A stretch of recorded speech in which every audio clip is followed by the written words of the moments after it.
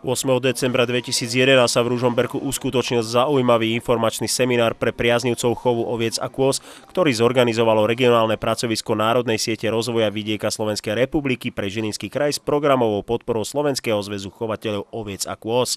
Záujem o takýto druh informačnej aktivity dokazuje aj množstvo účastníkov, ktorí sa zišli takmer z celého Slovenska. Veľkému záujmu sa tešila prezentácia zahraničného hostia doktora Jana Sedláka, ktorý spolu so svojou manželkou prišiel na Slovensko prezentovať ich rodinnú koziu farmu.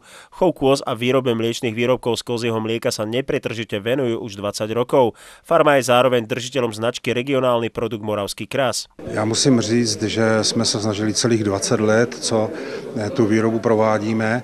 A musím říct současně, že se musíme učit každý den, protože není nic nestálejšího než zájem zákazníků a není nic nestálejšího než to, co udělá trh.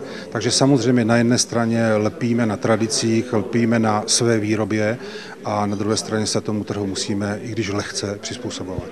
Farma rodiny Sedlákových patrí k jedným z mála podnikov, ktoré sa usilujú v maximálnej miere svoje produkty finalizovať do podoby mliečnych výrobkov. Nechtěli jsme dělat jenom surovinu, kterou budeme moct třeba špatně uplatňovat na trhu, takže jsme se rozhodli proto, že jdeme i do faremní mlékárny a samozřejmě kozy se nabízely, protože z historických reminiscencí vím, že v té oblasti, kde my žijeme, se kozy dřív vyskytovaly v velmi počatných stádech, takže proto jsme se proto rozhodli. Ale ten hlavní důvod byl finalizovat výrobek do podoby konečného výrobku a ten nabídnout spotřebiteli.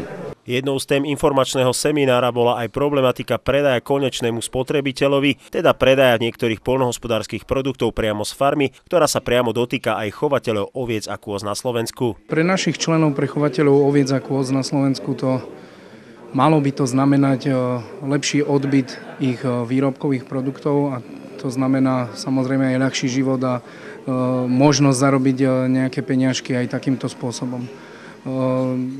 Našim cieľom, alebo všeobecne, keď cieľom chovu oviec a kôz na Slovensku malo by byť to, aby všetko, čo na Slovensku vyprodukujeme, na Slovensku aj spotrebujeme.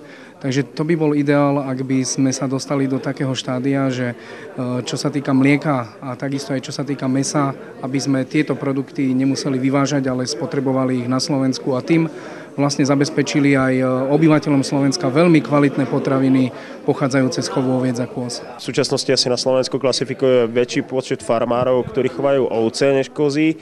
Akú budúcnosť majú kozie farmy?